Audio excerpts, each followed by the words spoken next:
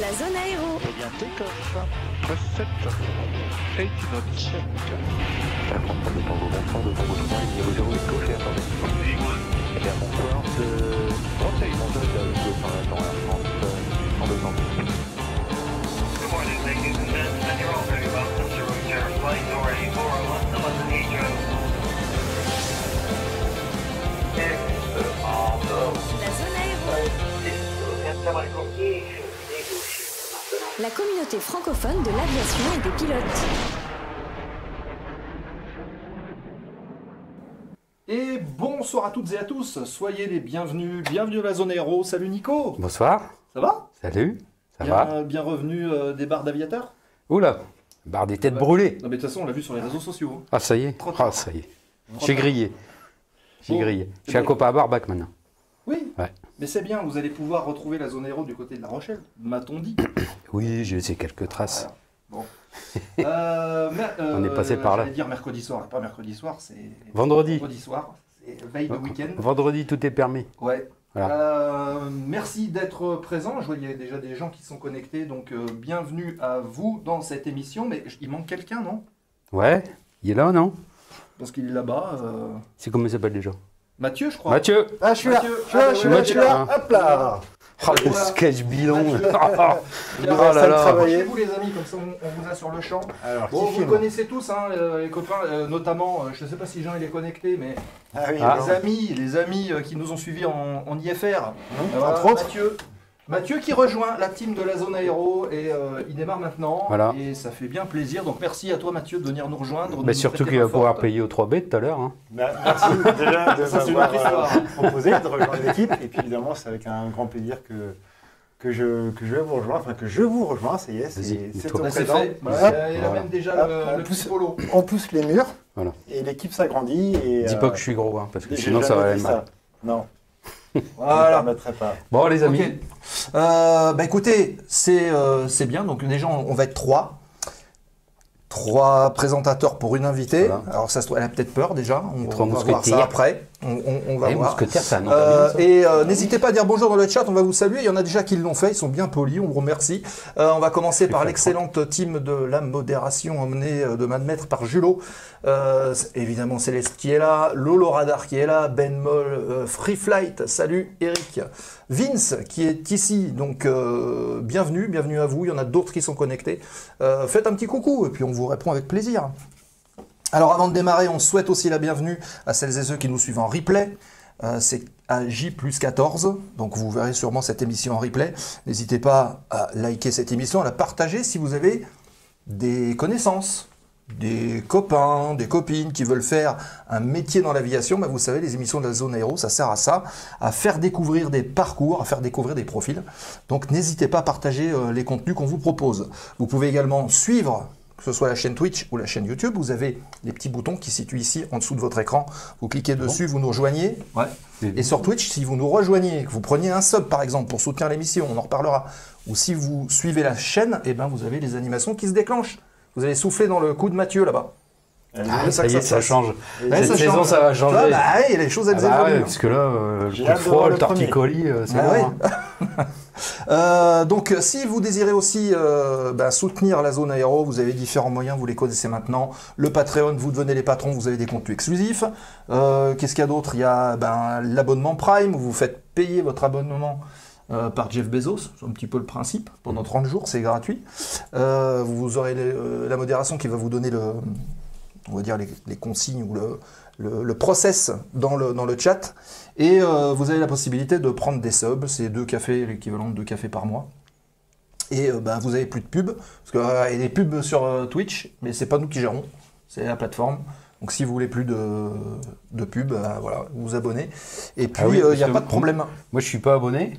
Et t'as les pubs. Donc, quand je regarde, j'ai les pubs. Ah bah oui. Donc, du c'est coup, comme je ça. manque des informations. Bah c'est oui. vrai, hein. Mais c'est La semaine dernière, là, c'était Marie-Laure. Oui. Et je posais des questions sur le chat. Et quand elle répondait, c'était la pub. Du coup, Oui, surtout qu'on les zéro. posait pour toi. On les a toutes posées tes questions. Bah oui, la oui, semaine c'est dernière. pour ça. Et du coup, j'ai rien entendu. Ah bah oui, bah Oui, mais écoute, tu sais quoi faire maintenant pour plus avoir les pubs? faut plus boire de café. Comme ça, tu prends la boue. Voilà. Ok. Et je vais regarder le replay. Et dernière petite chose aussi à vous annoncer, on en a parlé la semaine dernière, vous avez peut-être vu les publications sur les réseaux sociaux, on va vous proposer de devenir pilote virtuel. Comment en rejoignant le projet Ground School, l'équipe des instructeurs de la zone aéro, Cynthia compris, on va vous proposer à partir du mois de novembre, si vous êtes assez nombreux, des cours, des contenus, du LAPL ou du PPL, et vous allez passer des modules théoriques avec nous. Donc on va faire un cours, tous en ligne, tous ensemble. On va vous amener de la connaissance. Donc si vous êtes pilote, vous pouvez suivre ce truc-là pour rafraîchir vos connaissances, mais aussi découvrir. Et à la fin de la saison, mois de juin, quelque chose comme ça, on fera un petit quiz global. Mais attention, il y aura des interrogations écrites. Hein. Attention. Hein. Il y a prévu une baguette pour ceux qui suivent pas. Donc on vous propose tout ça, et d'ailleurs il y a une commande dans le chat. Précise bien, hein, ça ne coûte rien. Et oui, c'est gratuit. Par contre, on demande juste un minimum d'assiduité pour les cours, il y en aura un par mois. Faut être un peu sérieux et suivre les choses jusqu'au bout. Voilà. C'est une vraie opportunité pour ceux qui souhaitent chemise blanche, cravate, un mauvais. Voilà. Et donc pour rejoindre, vous faites la commande dans le chat .GS pour Ground School, et vous aurez le lien qui vous permet de vous positionner. Et s'il y a plus de 10 personnes, on lancera ça probablement courant novembre. Voilà. Très bien. On a fait le tour? Je regarde, là, on dirait qu'il est en bourse. Là. Non, c'est plus simple. Il y a tellement de texte. Hein. Plan de vol de l'émission, on voit tout de suite le sommaire de ce soir. Plan de vol de l'émission. Le sommaire de la zone ce soir. Et on va faire apparaître le sommaire du côté de Mathieu là-bas. Attention, ça va faire mal. Hop, ça y est, il est là. Donc, actualité du terminal dans un instant. 5 petites news à vous parler, dont une historique entre guillemets, mais bien d'actualité. T'as une tête de sommaire, Mathieu. Je suis assez sommaire en ce moment. Ouais. Ensuite, la séquence que vous attendez. On a eu pas mal de questions, de savoir, vous allez recevoir quelqu'un de la sécurité civile, c'est quand? C'est ce soir. Embarquement avec Delphine Grel-Dumas qui est avec nous, on la retrouve tout à l'heure, chef des moyens aériens de la sécurité civile, avion, hélico, parcours, carrière. On parlera de plein de choses, donc c'est juste après la rubrique Actu. Donc n'hésitez pas à poser vos questions dans le chat. Avion, hélico, stylo bic, il y a tout. Il y a tout. Et évidemment, on les relève, vous connaissez le principe, avec la modération, on met ça de côté et c'est parti. C'est pas point d'exclamation PPL, c'est point d'exclamation GS pour les inscriptions. Enfin, si vous n'utilisez pas la bonne commande, ça va pas marcher. Et puis fin d'émission, comme d'habitude, foire aux questions, remise de gaz, les 5 dernières minutes, et on vous présentera ce soir le programme. Il vient de sortir du mois d'octobre. D'accord. Beau programme d'ailleurs. Ouais, il y a 5 émissions au mois d'octobre qui sont prévues. Une par semaine. Puis c'est des choses. Donc restez bien jusqu'au bout et vous verrez ce qu'on vous a préparé. Je repousse le programme, le sommaire. Hop, voilà, c'est parti. Et puis tout de suite, on est parti pour l'actu. Allez pour l'actu. C'est parti. Alors qu'est-ce qui se passe? L'actualité du terminal. News, nouvelles, informations et réactions avant l'embarquement.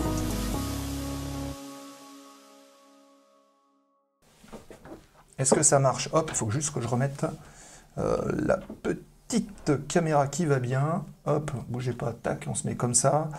Je reviens ici. Voilà, et on met l'actu. Voilà, impeccable.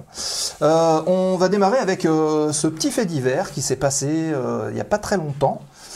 Puisque un adolescent afghan de 13 ans, vous avez vu l'image, là je vous ai mis le train d'atterrissage de l'avion, originaire de Kunduz, qui a survécu miraculeusement après avoir voyagé clandestinement dans le train d'atterrissage d'un avion de Cam Air qui reliait Kaboul à New Delhi. Alors il faut savoir, il n'était pas du tout en combinaison de ski, il avait un simple petit pyjama avec muni d'un petit haut-parleur, et il s'était trompé de vol en tentant initialement de rejoindre l'Iran. Et pendant les 90 minutes de trajet, il a affronté évidemment un froid extrême, les avions de croisière là-haut, on est largement en dessous de 0 degré, manque d'oxygène, et d'habitude ce sont des risques qui sont mortels. Et fatal aux passagers clandestins. Il a été repéré sur le tarmac de l'aéroport de Delhi et il a été pris en charge par la sécurité aéroportuaire. Et malgré le danger, aucune blessure. Incroyable. Rien du tout.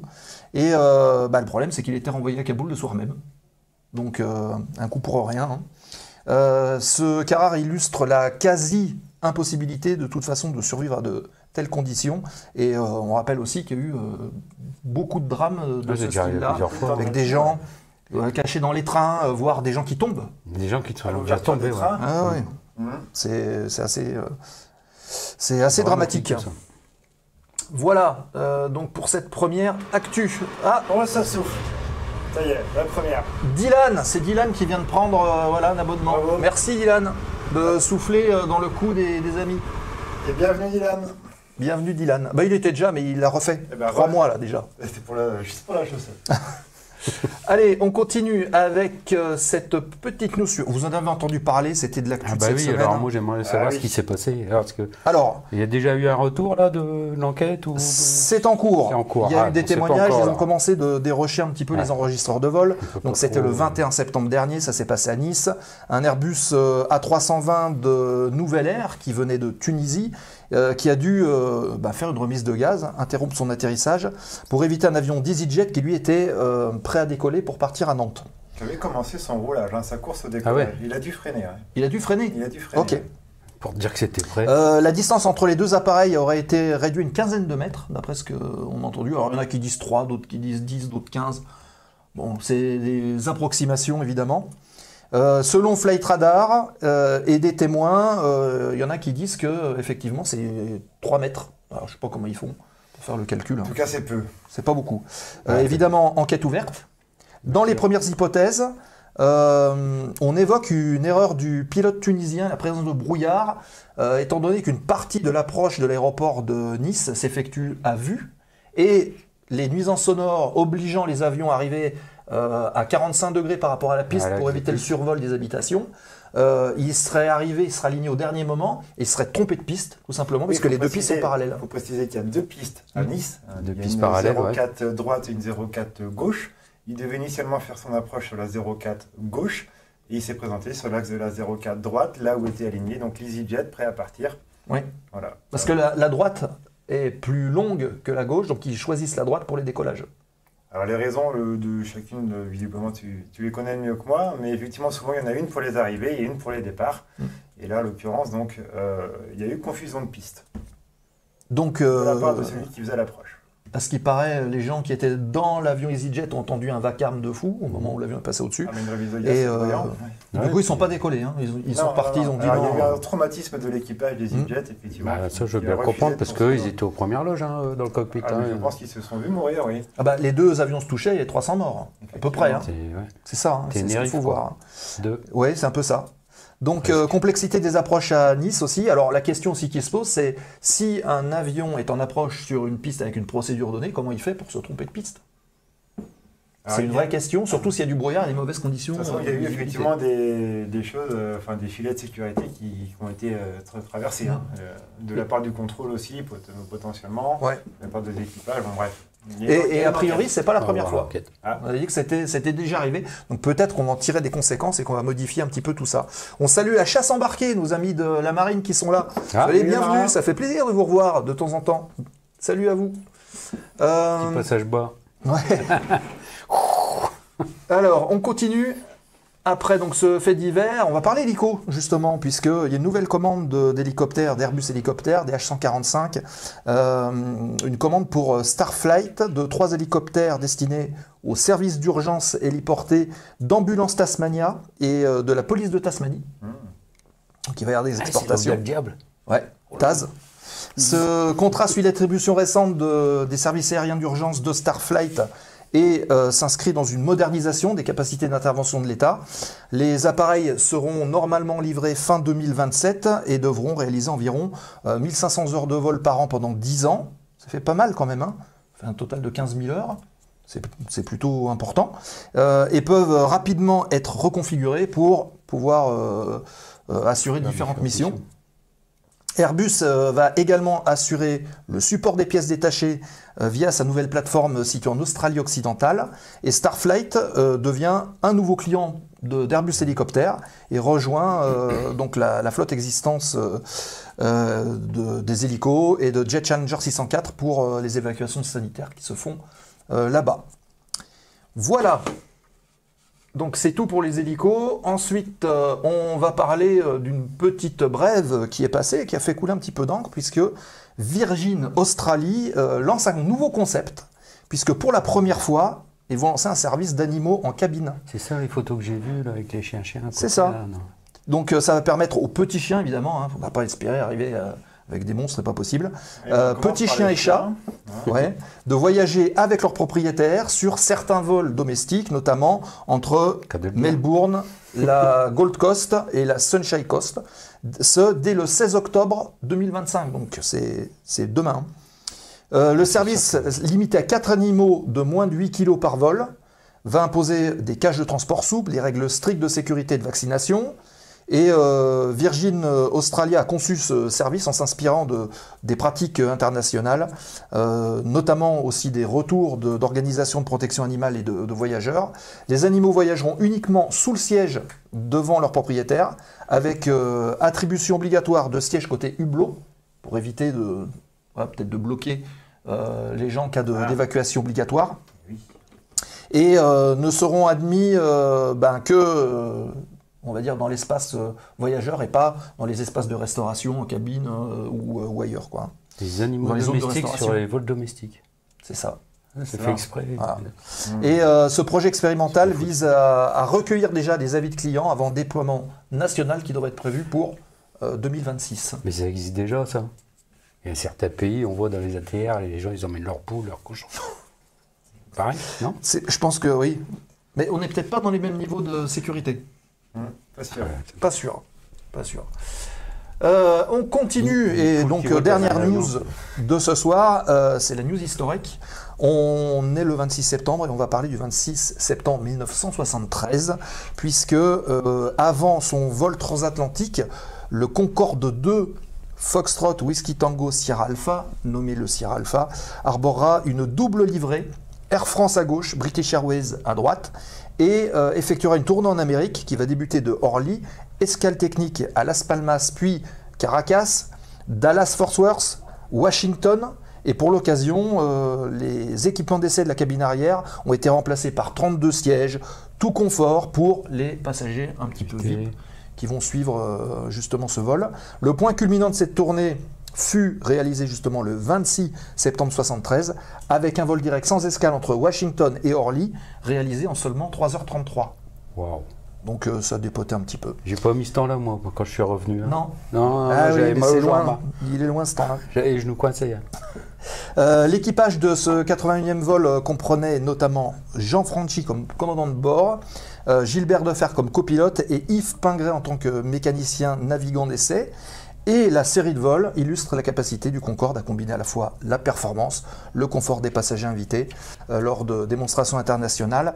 On vous invite d'ailleurs, si vous êtes fan du Concorde, à aller voir le replay de l'émission qu'on a fait avec Éric Gourlin, qui est un fan du Concorde, qui a frété des Concordes et qui nous avait parlé... beaucoup de choses, hein. Ah oui. Et on avait fait un voyage virtuel de Paris à New York en histoire. Il nous avait expliqué, c'était fabuleux. Ouais. C'était fabuleux. Voilà pour les news. On a fait une émission à Mac 2 là. C'était ça. C'était bien. Hein. Voilà. On a fini pour les news de l'actu. Si vous avez des réactions, n'hésitez pas. Ah oui, si les chiens aboient. Ça se passe. Voilà, c'est tout. Voilà. Cherchez, la caravane passe. C'est clair. Bien. Pour connaître une telle question. Bon, bah écoutez, on a fait le tour de l'actu pour ce soir. Alors, déjà, on va repasser. Hop, ne bougez pas, voilà, comme ça. Donc vous le savez, le sujet de ce soir, c'est la séquence embarquement avec. On va parler de sécurité civile, on va parler de métier, on va parler de plein de choses. Vous allez avoir une invitée d'exception ce soir. Hein. Elle va pouvoir répondre à plein de vos questions que vous vous posez.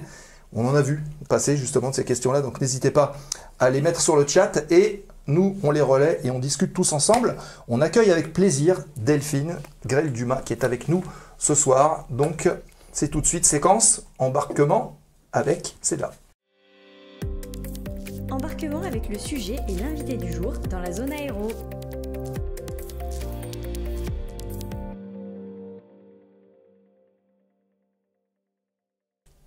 Et normalement ça fonctionne, voilà, elle est ici. Suspense. Tiens, bah Mathieu, si tu peux rejoindre notre invité de l'autre côté, comme ça au moins on est tous dans le champ et ça marche impeccable. L'espace. Voilà. Tiens, bah tu vois. Ah oui, c'est celle-là. Merci. Oui, c'est celle-là qui d'accord, marche. c'est celle-là, d'accord. Ah oui, bah, faut Tiens, pas... tu rapproches un peux petit peu, mettre Mathieu. devant. Voilà, comme ça, Voilà, on vous bon, voit bah, bien. bienvenue au bord. Ben, merci Comme on beaucoup. dit. Je suis ravie. Est-ce que tout va bien au niveau du son? Vous nous dites dans le chat si vous nous entendez bien, s'il n'y a pas de problème. Merci beaucoup de nous avoir rejoints pour Avec cette grand émission plaisir. exceptionnelle. On va parler de plein de choses ensemble, et on est ensemble pour une petite heure dans la zone aéro. Et avant évidemment de démarrer, ok, on me dit pour le son, donc c'est parfait, on va faire la petite minute de présentation, comme on fait d'habitude. Donc on met le petit chrono, hop, c'est où? C'est ici, là, vers Mathieu. Toc. Ah bah là ça marche, le changement de caméra, c'était automatique. Vous nous présentez en une petite minute votre parcours, et puis après on discute tous ensemble de tout ça. Allez, c'est parti, je mets le chrono. Donc Delphine Gray-Dumas, je suis chef du groupement des moyens aériens de la sécurité civile depuis 18 mois maintenant. Je suis architecte de formation, diplômée de l'école de Lyon. J'ai intégré la haute fonction publique d'abord au ministère de la Culture. Donc j'ai été architecte des bâtiments de France. Voilà, ceux qui vous embêtent avec les couleurs de volets, là, bah voilà, j'ai fait ça comme métier. C'était super. Ensuite, j'ai été toujours au ministère de la Culture, directrice adjointe de l'école d'architecture et de paysage de Bordeaux. Et après, en 2019, j'ai intégré la préfectorale, sous-préfète d'arrondissement dans le Gers, directrice de cabinet des préfets avec qui j'ai eu le plaisir de travailler dans la Drôme.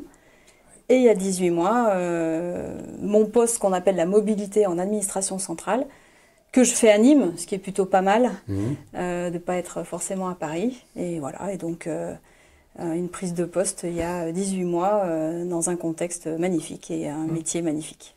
Voilà. Ah oui, donc... Pile poil. Bravo. Ouais. Nickel. Bel exercice. Ah bah, on sent qu'il y a quelqu'un de communication qui sait gérer son voilà, qui sait gérer son temps. Les ABF? Architecte des bâtiments de France. Ah oui, ok, c'est ça. Ouais. Donc, il y a c'est un parcours assez quand même... Des virages. Il y a des virages. Oui, voilà, c'est ça. Oui, en fait. mais il y a pas mal de points communs, mine de rien, entre le métier d'architecte et le métier que je fais aujourd'hui. Ah bon? Oui, parce qu'en fait, quand vous êtes architecte, vous faites travailler un plombier, un électricien, un maçon, différents corps de métier qui se connaissent pas forcément très bien. Et c'est un peu mon rôle aujourd'hui dans mon poste, c'est que je dois faire travailler des techniciens, des ingénieurs, des pilotes évidemment, des mécaniciens, des agents administratifs qui font le soutien. Et pour répondre à notre mission première au GMA, c'est mettre à disposition de ceux qui engagent les aéronefs des appareils en bon état, qualifiés, prêts à voler, et des équipages formés, qualifiés et compétents. Donc, pour avoir une bonne coordination de chaque personne. Quoi. Tous les acronymes, ça serait bien au moins une fois de les développer, et puis ça va permettre un peu de situer tout le monde. La GMA, du coup. Le GMA, c'est l'acronyme de notre groupement des moyens aériens. On dit souvent le GMA, ça va plus vite, mais... Groupement des moyens aériens. Voilà. C'est ça. Donc du coup, est-ce que vous pouvez nous dire concrètement votre tâche au quotidien? Au quotidien, on a... Donc moi, ça rassemble deux groupements, le groupement des hélicoptères, le groupement des avions. La mission, elle n'est pas tout à fait la même pour les deux. Alors, elle est la même pour ce qui est de notre rôle de formation et de qualification, recrutement, enfin toute la partie RH de nos pilotes. Parce qu'on a cette responsabilité de former et de qualifier et les pilotes et mécaniciens côté hélicoptère et les pilotes, que ce soit les commandants de bord ou les copilotes côté avion. On a un super métier, une super mission côté hélicoptère qui est de faire la maintenance des hélicoptères. Donc ça, c'est vraiment en interne qu'on le fait. Aujourd'hui, on fait des envieux côté des... Je les salue d'ailleurs, les collègues des armées. On a une pépite au centre de maintenance du groupement des hélicoptères, parce qu'on a 80 techniciens, mécaniciens, des ingénieurs qui travaillent à la maintenance de nos flottes. À Nîmes, du coup. À Nîmes, absolument. Donc, ça veut dire que les armées n'ont pas leur propre... Si, ils ont en partie maintenant... non, en partie, il y a quand même beaucoup de choses qui sont à l'instar de ce qu'on fait nous côté avion, c'est-à-dire d'avoir un contrat avec un mainteneur. D'accord. Voilà. Mais c'est vrai que quand vous le faites vous-même, vous arrivez à obtenir... on a une disponibilité des hélicoptères qui dépasse les 90-95%. C'est-à-dire que le personnel, en fait, il est attaché à une mission Et que puis, ce soit pilote ou mécanicien pour réparer. Au moins, la mission, voilà. c'est de faire marcher le système. Absolument. Sécurité civile. Et du coup, quoi. il y a un vrai engagement. Voilà, il y a une motivation de la part des mécaniciens pour. Alors, on l'a aussi évidemment côté avion, mais là, pour le coup, on est plutôt dans le pilotage et la coordination de ce que fait notre mainteneur à notre service, et qui le fait très bien. Mais c'est du coup, on n'est pas les mains dans les machines directement. Puis lui, il y a d'autres clients. Il en a d'autres, effectivement, mais il y a un soin tout particulier pour la mission sécurité civile. Ouais. Voilà, donc notre mission, c'est ça. C'est une mission, on dit, c'est une mission organique. Ouais. Ce que le grand public voit, c'est la mission opérationnelle, Ouais. nos hélicoptères qui sauvent des vies et nos avions qui Oui, luttent on contre les voit feux. ça. Hein, Mais le GMA, notre groupement, Derrière, il y a toute la mission organique de faire tenir ça. Et évidemment, on a aussi toute la dimension de suivre les marchés, parce qu'évidemment, on brasse évidemment beaucoup de marchés, que ce soit les marchés de pièces détachées, l'avitaillement, les carburants, enfin voilà. Négociation, Oui, tout ça. il Vous y a êtes en haut de l'organigramme, en fait. toutes les missions aussi liées aux infrastructures. On a 23 bases hélicoptères partout en France, donc en métropole et en outre-mer. Bon, faut les faire tourner, faut soutenir nos équipes là-bas, parce que leur rôle premier, c'est de voler pour secourir. Ouais. C'est pas de faire la peinture de la salle de bain, quoi, hein, voilà. Ouais, Donc, non. il faut que ça reste des conditions de travail pour la machine, pour les hommes qui soient, voilà. Donc c'est ça, des missions de soutien et une mission organique de faire en sorte que ça tourne. Ok. Ça va. Bon, ça fait du boulot tout ça. Et ça fait 450, il y a 450 agents au groupement des moyens aériens. Une bonne partie, la majeure partie sont donc contractuels de l'État. C'est pas des fonctionnaires, c'est des gens qui viennent, qui ont une deuxième carrière. Ils ont une spécialité. On a sur les 450, domaine, il y a 300 navigants, donc 80 pilotes d'avion et 220 pilotes d'hélicoptères et mécaniciens opérateurs de bord, les MOB. Et puis les autres, c'est plutôt des personnels, des cadres et donc les techniciens de la maintenance côté hélicoptère, là, les 80 techniciens à peu près. Oui, donc ça fait quand même 250, un peu plus, entre 250 et 300 personnels navigants. Plus de 300 navigants. 300 navigants et 320 navigants, je crois d'ailleurs, parce que bon, ça dépend un peu de nos détachements, et donc des personnels administratifs et techniques. On a il y a des petites mains partout. Les collègues du service des frais de déplacement ont un boulot de dingue, parce que quand nos pilotes d'avion vont se former, c'est à Toronto, à Stockholm, à Milan. Oui, parce que le Canadair, c'est C'est pas Montpellier. Non, c'est pas Montpellier. Non. Ça serait bien, mais non. Ouais, voilà. Et puis surtout, on fait beaucoup de dépannage pour assurer la mission des hélicoptères 24 heures sur 24, 365 jours par an. Il faut dépanner. Donc on part dès qu'il y a une panne en base à Granville, à Strasbourg, à La Rochelle. Voilà. On barre des têtes brûlées. En attendant que ce soit réparé, on va au bar des têtes brûlées. C'est ça. Bouclé.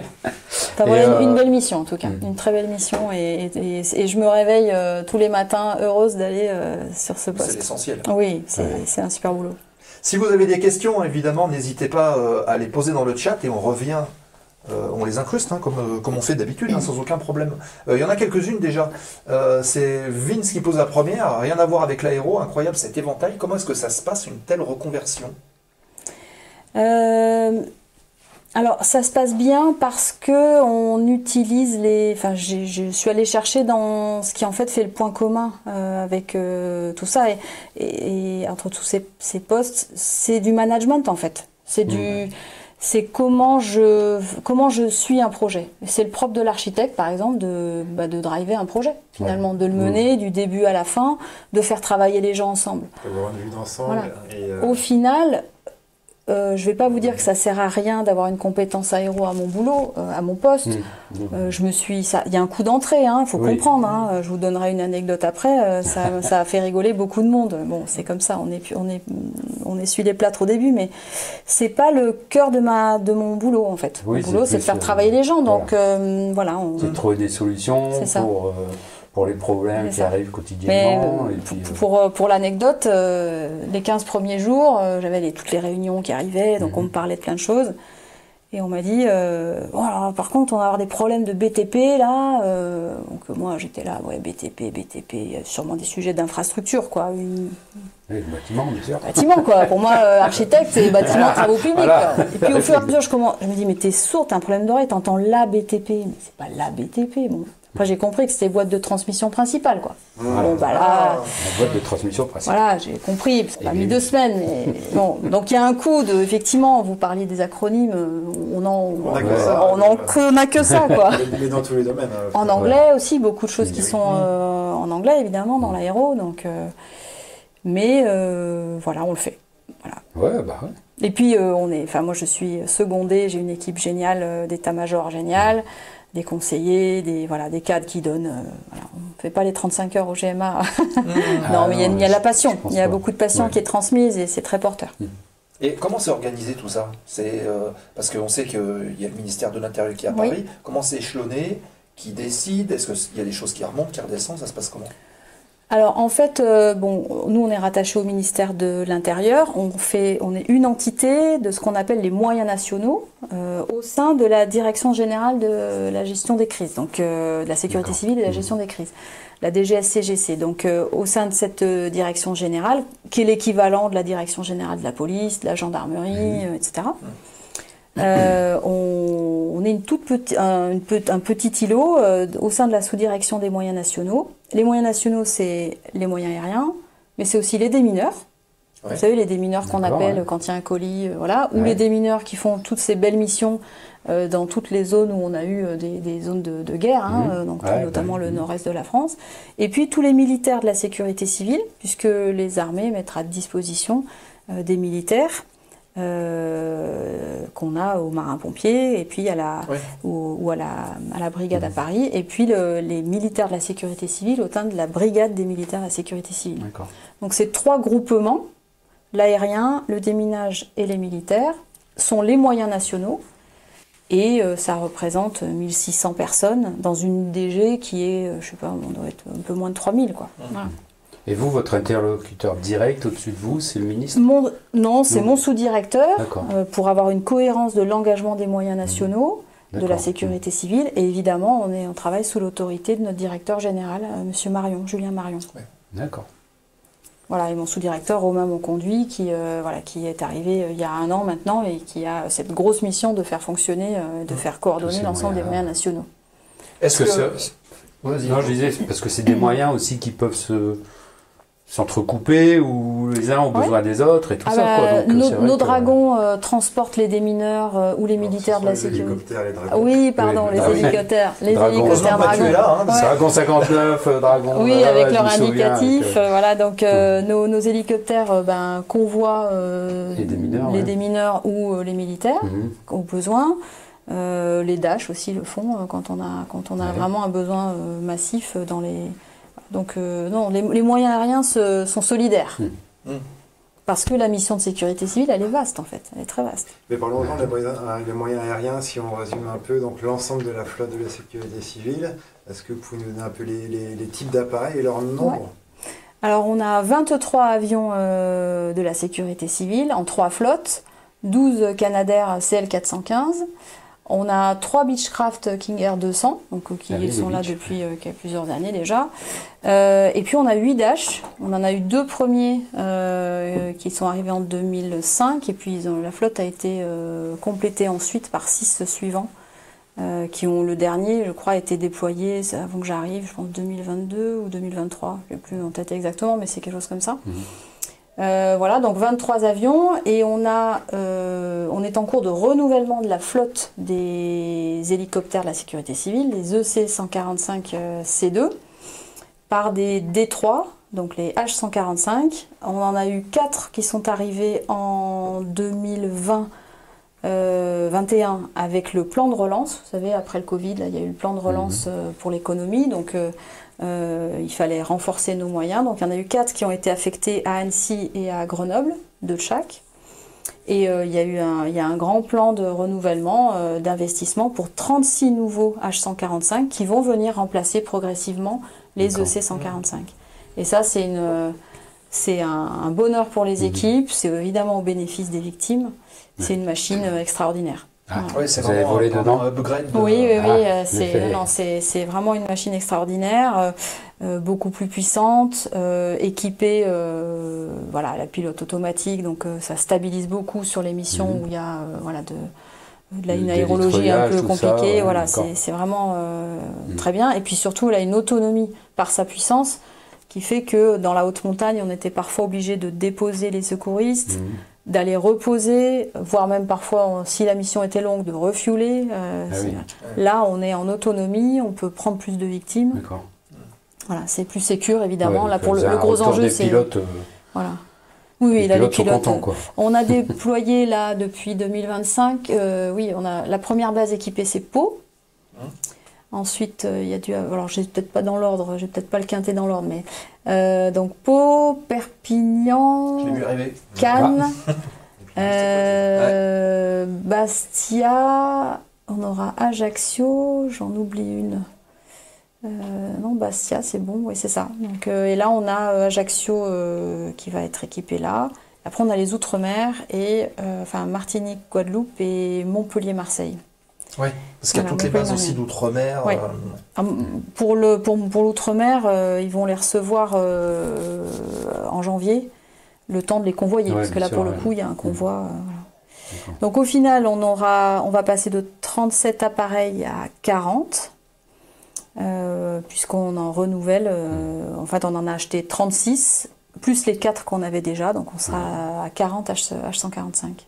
Et les anciens, ils vont devenir quoi? Ils vont être cédés, transformés? Alors les anciens, alors c'est des appareils qui appartiennent à l'État, donc Ouais. comme pour n'importe quel bien de l'État, ça passe par ce qu'on appelle le service des domaines, où en fait ils sont soit revendus, et selon la valeur qu'ils ont, ils seront soit revendus en entier pour revoler, soit pour pièces. Voilà. Et puis, il y en a déjà certains qui n'avaient plus qui étaient plus assez performants, et donc qui nous ont permis de bénéficier de reprises de pièces, et qui nous ont servi de magasin aussi un peu. C'est normal, ça, c'est assez logique. Le cannibalisme, comme on dit. là. C'est le cannibalisme, absolument. Comme on dit. Et faut dire que les Dash aussi, ils ont deux missions. Ils larguent, mais en plus ils font du transport. Absolument. De personnes. Ce sont des avions bombardiers d'eau. Enfin, ils sont Du équipés retardant. avec du retardant. C'est ce qu'on appelle un bombardier terrestre, puisqu'il n'écope pas. Il retourne sur Terre pour remplir, et il repart au feu. Mais il a aussi une mission de transport, parce qu'en fait, le Dash, on lui greffe sous son ventre une soute, où on remplit un réservoir, effectivement, pour les 10 tonnes, 10-11 tonnes de liquide. Et pour ce faire, on change sa configuration, on enlève à l'intérieur tous les sièges, tous les rideaux. Tout, ce qui fait beau. les caisses à bagages, tout ça. Et voilà. Et ça peut aussi faire du fret. Il y a aussi des combinaisons. On peut faire un peu de transport et de fret quand on a, D'accord. par exemple, nos militaires, la sécurité civile. On en fait Pour aller sur des endroits sur, où il y a eu des une tremblements de catastrophe, terre. voilà, par exemple. Tout à fait. D'accord. Voilà. Donc Et ils ont donc, c'est- effectivement ce Dash, il a ce potentiel-là. Et le Beach, il a une particularité, c'est que sur les 3 que nous avons, il y en a 2 qui sont équipés d'un moyen optronique. Donc c'est une boule qui est sur un petit ascenseur, voilà, enfin, il est juste dessous l'appareil. Et ça permet à l'intérieur, il y a une cabine, il y a 2 sièges qui sont sacrifiés et qui sont donnés pour une cabine où on a les images. Et là, c'est la mission investigation du Beach dans la lutte contre les feux. Il est au-dessus et il fait des images infrarouges, il voit au travers des fumées, voilà, et elles sont D'accord. retransmises en direct au poste de commandement. Voilà, pour organiser. Voilà, pour les faire le attaques, contour tout. du feu, pour voir s'il y a des sautes, pour identifier aussi s'il y a des pompiers. Parce que sous la fumée, si on a un camion de pompiers qui est en danger, parce qu'il est un peu coincé, faut le voir, quoi. Ouais, bah oui. Donc ils appellent évidemment au secours. mais Qui coordonne un peu les moyens terrestres et les moyens aériens. c'est sa deuxième mission, la coordination. Donc là, pour le coup, c'est un pilote bombardier d'eau qui monte à bord et qui va coordonner. C'est comme une tour de contrôle un peu déportée. Il se déplace sur le chantier feu. En général, ça, on le fait quand il y a beaucoup de moyens. Par exemple, sur le feu de Ribot de cet été, il y avait énormément d'avions, d'hélicoptères bombardiers. Il y en avait partout. On peut en parler vite fait de ce feu, parce qu'il était quand même révélateur quelque part de la saison. Oui, absolument. D'une sécheresse qui, dans ce secteur-là, s'est accumulée depuis au moins 2-3 ans. Et qui, aujourd'hui, voilà, il y avait un potentiel à brûler dans ces secteurs qui était très important, une sécheresse, une végétation qui était voilà, une étincelle. Qui était prête à brûler. Ouais. Et c'est ce qui s'est produit. C'est un feu qui, nous on dit hors norme, on ne dit pas trop méga feu. C'est un mot un petit peu qui, voilà, c'est plutôt un feu hors norme, qui est allé très vite, à plus de 5 à 6 km/h, avec des pointes à 8. Voilà, bon, là c'est parti très très très vite et donc avec soufflé par le vent, et le vent s'est retourné, il est reparti dans l'autre sens, enfin c'était très compliqué. Et on a eu jusqu'à 40 km de long, donc 80 km de lisière à traiter, quoi. Ah ouais, Ce qui est là, c'est là où c'est hors norme. Ah oui, là, ça s'étend. représentait combien de personnel au sol? Et je parle tout confondu, les moyens nationaux, les moyens départementaux, c'était énorme. Alors, les personnels au sol, je n'ai même pas le chiffre en tête, mais il y a eu des renforts. Il y a eu 80 départements qui ont envoyé des renforts, les pompiers, qui ont envoyé des renforts. Et nous, on a mis toute la flotte. Ah oui, carrément. Oui. Alors, on avait cette année 11 Canadair et pas 12, puisque vous avez sans doute suivi que nous avons eu un incident au mois de mai sur notre Pélican 35, et donc lui, il était inops, mais on a mis tout ce qu'on avait. Ok. Plus les hélicoptères et puis les Dash aussi. Et la sécurité civile, enfin l'État loue aussi des moyens, effectivement, des hélicoptères bombardiers qui étaient également là. Il y avait 2 ou 3 air tracteurs qui sont venus de Bordeaux. Enfin voilà, il y avait du lourd. Là, les hélicoptères de la sécurité civile, ils font pas de... Alors, les dragons ont été engagés pour la coordination, Dragon 66, Perpignan. Et aujourd'hui, on sait que le H145 aura la capacité, ce que ne pouvait pas faire le C, de prendre un Bambi Bucket. Donc vous savez, c'est un panier là, une espèce de seau là, voilà, qu'on va plonger dans un plan d'eau et il est tiré et il peut, voilà. Et c'est à peu près 820-850 litres. Voilà, ça on sait que nos hélicoptères le feront, sont en capacité de le faire. Maintenant, on a vu quand même l'utilité très importante de l'hélicoptère en coordination et en marquage. L'hélicoptère marque le feu, voilà. Pour les autorités aussi, pour le préfet, pour le directeur des pompiers. C'est un outil de coordination pour, évidemment, avec un officier aéro qui est embarqué. Voilà. On voit quand même mieux le feu d'en haut. Oui. Clairement. C'est clair. Surtout quand il fait 30 km de long. Vince qui pose cette question, peut-être un peu technique. Combien de surfaces brûlées au final sur ce feu? Alors, il y a en surface brûlée, je crois qu'on est à plus de 12 000 ou 13 000 hectares. Après, il y a la surface parcourue aussi, parce qu'il y a des endroits où ça n'a pas brûlé. On a des trous dans le... Voilà. Donc on est... mais je crois qu'on a dépassé les records de l'Andiras et... Voilà. Mais je vous dirais peut-être une bêtise, encore une fois, je ne suis pas experte, mais c'était énorme. D'ailleurs, il y a une montée en puissance des incendies en France depuis quelques années. Je ne sais pas si on peut dire ça à l'analyse. Ce qu'on peut dire, c'est qu'il y a beaucoup de départs de feu. Nous, on intervient, enfin les moyens aériens n'interviennent pas sur tous les feux. Là, sur cette saison, je crois qu'on est autour de 110, 115 feux, dont celui de Ribot. Donc il y en a qui, je parle juste en nombre. Mais chaque année, des départs de feu, il y en a beaucoup. Donc la sécheresse, les températures, le changement climatique, il a clairement des effets sur le nombre de départs. Et aussi, quand toutes les conditions sont malheureusement réunies, sur leur virulence, clairement. Donc je ne sais pas si on peut dire qu'il y a beaucoup plus de feux, mais en tout cas, ils sont plus virulents. Et puis la saison, elle va aussi prendre de plus en plus de place dans l'année. Donc vous gérez aussi, sur ce genre d'événement, la fatigue des pilotes aussi, parce que les mecs, là, ils doivent revenir rincés de leur journée. Ah bah c'est la journée. C'est la journée, ils partent ils en entier. Donc, au repos, là, ils ont droit au repos, ils sont 2 jours on, 1 jour off. Mais l'alerte, c'est stressant. Il y a une rotation, évidemment. Ça a un avantage, ce genre de feu quand même, c'est que ça permet d'envoyer au feu les commandants de bord en formation et de leur faire acquérir les derniers largages dont ils ont besoin, qui sont les critères. Il y a une nécessité de 100 largages pour être qualifié. Et donc, mine de rien, des saisons comme cette année, comme cet été, là, on a pu qualifier des commandants de bord, ce qui est très bénéfique pour le renouvellement et la RH, quoi. Il y a Vince justement qui pose cette question. Il s'excuse, hein. Il dit je mets les pieds dans le plat. Est-ce que l'ambiance est bonne? Est-ce qu'il y a du turnover? Qu'en est-il des salaires? Alors il pose 50 questions en une. Est-ce que c'est des grilles ou c'est des salaires? Comment sont faits en fait ça? Et la question c'est aussi est-ce que c'est bien rémunéré ou est-ce qu'il y a en fait on va dire un minimum légal, c'est-à-dire sûrement une cotation de l'État quoi. Ils sont fonctionnaires. Voilà. Non, ils sont contractuels. Ils sont contractuels, les oui, pilotes. parce qu'en D'accord. fait, les pilotes, on va dire côté avion, mais même un peu côté hélicoptère, ils ont souvent, pour la majeure partie d'entre eux, fait une première carrière dans les forces des armées. D'accord. Donc ils arrivent, ils ont les pilotes d'avion, ils ont les commandants de bord, hein, ils ont 41, 42, 43 ans, selon à quel moment les armées les libèrent, et ils viennent faire une seconde carrière. Donc là, ils sont contractuels. Ils signent un contrat avec l'État, ils sont contractuels.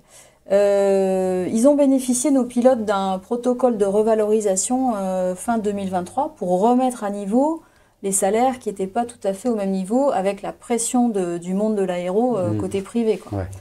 Donc aujourd'hui, on va dire que d'abord ils ont un salaire, un traitement de base, et puis après il y a les primes de vol, et puis ils ont des fonctions spécifiques. Donc quand vous êtes commandant de bord, instructeur, examinateur, instructeur vraiment qui délivre la qualification, que vous êtes chef pilote, plus éventuellement, ou alors vous êtes chef secteur. Il y a des fonctions annexes. Il y a des, voilà, c'est ce qu'on appelle les fonctions spécifiques.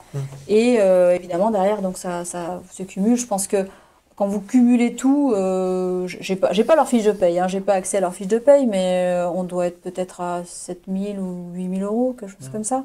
Tout cumulé. Tout cumulé. Et on recrute, au départ, c'est autour de 3 000 euros, sans toutes ces primes qui sont au début. Voilà. Quand tu vois le métier, c'est pas, je trouve que c'est pas énorme, quoi. Quand tu vois le risque et tout, parce que c'est quand même beaucoup de risques. C'est beaucoup de risques, vous avez raison, mais c'est aussi un métier passion. Et sur l'attractivité, il est vrai, moins de candidats. Est-ce que c'est un creux générationnel, vous savez, de pyramide des âges aussi? Est-ce que c'est... je pense pas que ce soit la vocation qui soit moindre, parce que vraiment tous les gens qu'on a en entretien, ils sont tous motivés. Ouais. C'est peut-être justement, Vince nous dit, plus la retraite militaire qu'ils ont à côté, donc finalement, il y a la retraite plus ça. Est-ce que ce sont tous des anciens militaires? Pas tous. Alors, côté Canadair, si, je pense que là, on a tous... voilà. Sur le dash et le beach, un peu moins, parce que pour le coup... Alors, dash, il faut quand même avoir une compétence... faut avoir une expérience en opérationnel quand même, donc forcément, ça appelle un profil militaire d'avoir été en opération. Oui, parce que ça largue aussi, donc du coup, c'est voilà, un donc peu comme ça peut... Voilà, c'est souvent comme ça. Sur les beach, un petit peu moins. Mais c'est vrai que toute expérience de vol en équipe avec de l'opérationnel, voilà, ça attire. Et le vol en patrouille qui est quand même spécifique à la formation militaire qu'on n'a pas dans le civil. On ne peut pas obtenir cette qualification de vol en patrouille dans le civil. Par défaut, du coup, ça amène à... C'est ce que dit Vince, vol en formation, vol en basse altitude, c'est des compétences spécifiques. Exactement. Donc évidemment, vous cochez toutes ces cases et vous avez... un certain nombre d'heures, là vous êtes le bon candidat. Il faut les voir quand ça tourne.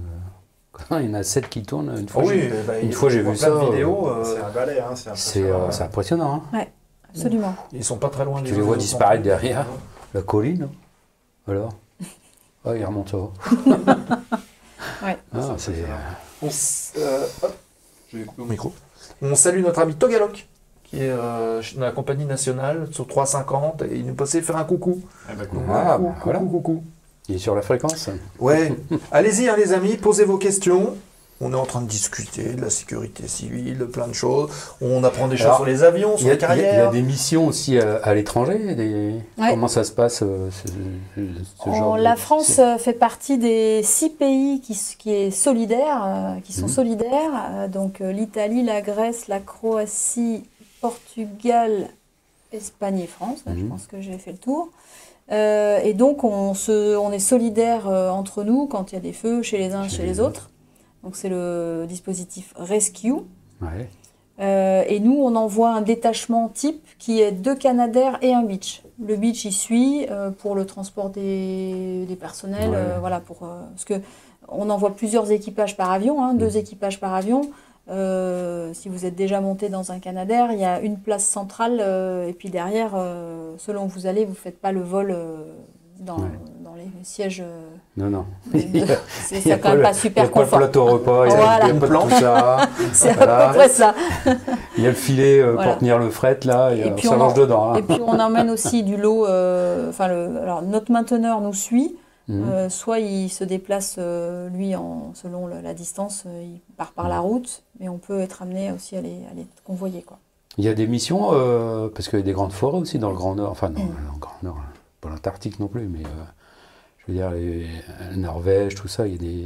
Alors pour l'instant, on n'y est pas allé, sauf erreur de ma part, mais j'ai peut-être pas forcément tout ça en tête. Non, ça brûle beaucoup là cet été. Enfin, vous avez vu le Portugal et l'Espagne. Il n'y a pas un système de financement européen pour que les pays, parce que c'est souvent les pays du Nord qui viennent se faire bronzer dans le Sud. Et je veux dire, est-ce qu'ils peuvent pas participer eux à protéger un peu le Sud d'une manière pécuniaire? En tout cas, cette solidarité, elle s'exerce aussi. C'est-à-dire que nous, effectivement, on contribue à cette lutte et on bénéficie d'une prise en charge en partie par les crédits européens de ces moyens mis à disposition. Et puis, on a aussi le fait qu'on est solidaires et qu'on est tous solidaires dans l'acquisition du futur 515. Ouais. Justement, c'est une des questions de Vince qui dit comment est gérée la forte augmentation des besoins estivaux. Ça passe par de l'investissement, ça passe par du déploiement. Parce que là, on a vu qu'il y avait les petits air tractors qui peuvent être commandés à droite et à gauche, donc ça demande une coordination. Parce que là, si c'est en même temps en Grèce, au Portugal, ici, des gros feux, c'est un peu difficile. Alors c'est le RCC en fait, hein, c'est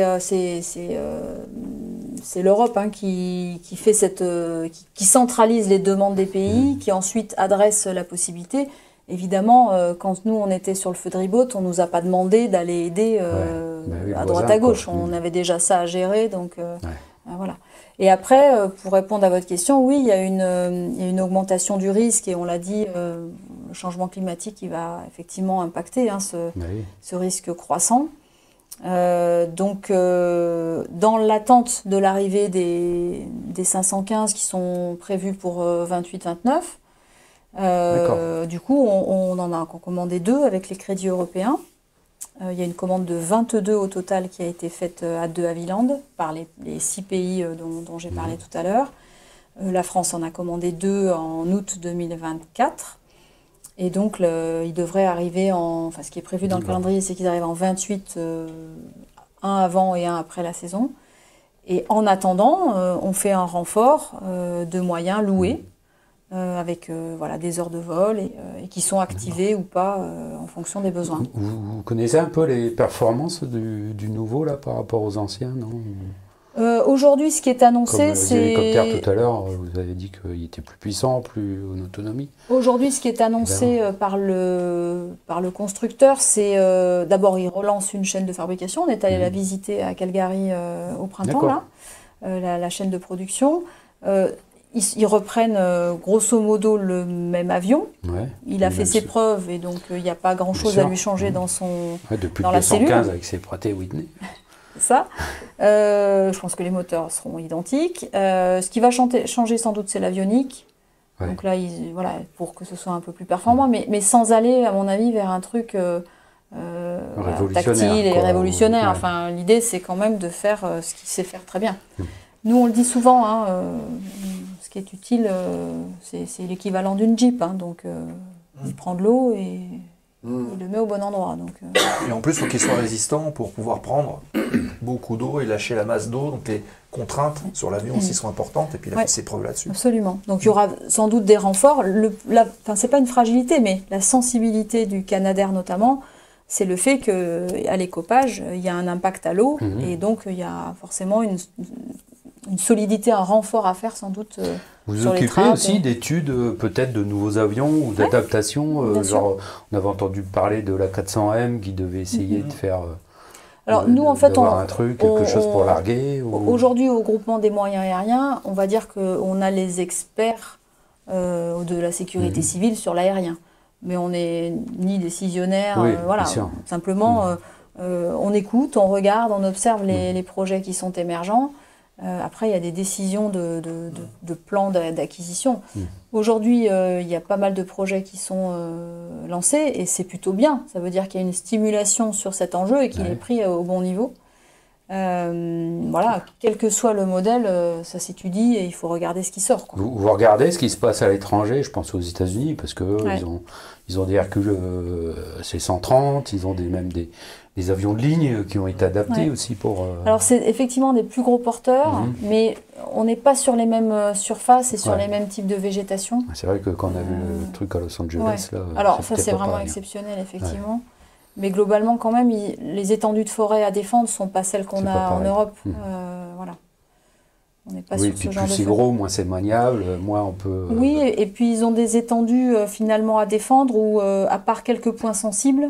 Alors Los Angeles à part, parce que là, pour le coup, on était sur un feu carrément urbain, quoi. Donc, nous, la particularité quand même de nos territoires, c'est qu'il y a des habitations... c'est un peu partout, quoi. Un peu partout, quoi, quand même. Donc là, on a beaucoup à défendre. Mais là, ils ont des coins de forêt. Bon, si ça brûle, tant pis. Alors, c'est mauvais pour l'environnement, ça c'est sûr. Ça, pour la couche d'ozone, ça c'est sûr. Cette question de Vince qui demande, on parlait justement de la saison d'été où tout le monde est opérationnel, que font tous ces personnels en hiver? Parce que du coup, ça ne brûle plus. Alors, excellente question. Ils vont faire du ski. Alors, pas trop. On n'aime pas trop qu'ils aillent faire du ski. Non, ils ont le droit de faire du ski. Mais non, parce que s'ils se cassent une jambe, c'est vrai que c'est pas... Déjà, les hélicoptères, eux, ils travaillent toute l'année. Donc, la question, elle ne porte potentiellement que je suppose, que sur les avions. Quand il n'y a pas de feu, en fait.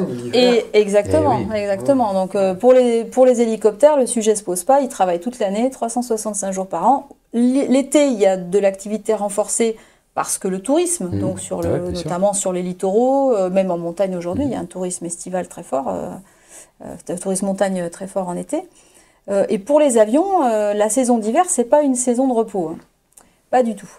Pour les Dash, par exemple, la mission transport commence. Donc on fait du transport aussi pour les services du ministère de l'Intérieur, pour nos formisques, les militaires de la sécurité civile. Et puis on a aussi un détachement hivernal. Le Dash, il va faire du feu de forêt à La Réunion. Ah oui, parce que c'est l'été de l'autre côté. Ils sont partis mardi, là, je crois, si je me trompe pas. Et ils sont arrivés aujourd'hui.